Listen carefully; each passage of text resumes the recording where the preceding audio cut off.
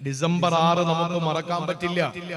കാരണം ഇവിടെ പള്ളികൾ, അമ്പലങ്ങൾ, ചർച്ചുകൾ എത്ര മനോഹരമാണ്.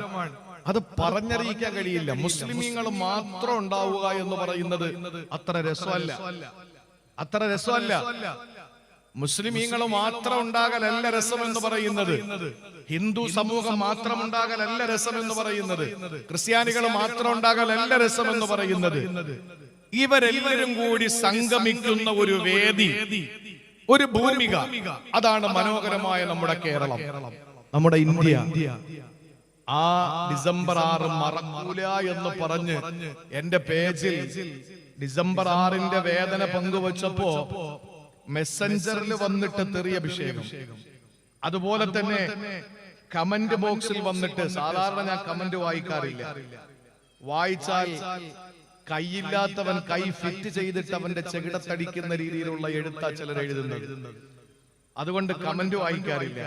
പക്ഷേ ഇന്ന് ഡിസംബർ 6മായി ബന്ധപ്പെട്ട് ചില കമന്റുകൾ നമുക്കിങ്ങനെ നമ്മുടെ ഫേസ്ബുക്ക് എടുക്കുമ്പോൾ തന്നെ അതിങ്ങനെ നമ്മളെ നോട്ടിഫിക്കേഷൻ കാണിക്കുന്നത് കൊണ്ട് ഒരെണ്ണം നോക്കുമ്പോ അതിൽ എഴുതിയിരിക്കുകയാണ്, ചില തല മുഴുവനും ചാണകം കൊണ്ട് നടക്കുന്ന ചിലർ എഴുതിയിരിക്കുന്ന എന്താണെന്നറിയോ? അതിനകത്ത് എഴുതിയിരിക്കുന്നത്, നിങ്ങളും മറക്കണ്ട, ഞങ്ങളും മറക്കാൻ അനുവദിക്കൂല.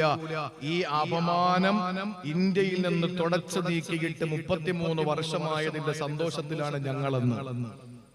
ഇവരാ പറയുന്നത് അവര് രാജ്യസ്നേഹികളാണ്. ആലോചിച്ച് നോക്കിയേ. അതുകൊണ്ട് ഞാൻ ആ ഭാഗത്തെ പറ്റിയിട്ടൊന്നും പറയുന്നില്ല. പക്ഷേ മറക്കാൻ നമുക്ക് പറ്റൂല.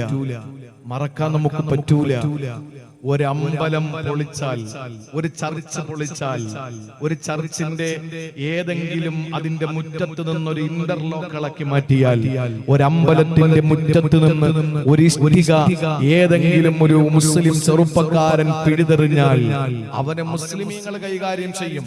കാരണം അത് ഇസ്ലാം അനുവദിക്കുന്നതല്ല. അത് അവൻ മുസ്ലിം ലേബലിൽ ചെയ്യാനും പാടില്ല. അവനെന്തോ മാനസിക രോഗിയായിരിക്കും. അതുകൊണ്ട് സമത്വവും സാഹോദര്യവും ഐക്യവും അഖണ്ഡതയും സന്തോഷവും എല്ലാം ഒരുമിച്ച് അനുഭവിക്കുന്ന നമ്മുടെ മനോഹരമായ നാട് അള്ളാഹു നമുക്ക് തിരിച്ചു തരട്ടെ. എത്ര സന്തോഷത്തോടെ നമ്മുടെ മുൻഗാമികൾ കഷ്ടപ്പെട്ട് നേടിയതാണ്. അള്ളാഹു തിരിച്ചു തരട്ടെ.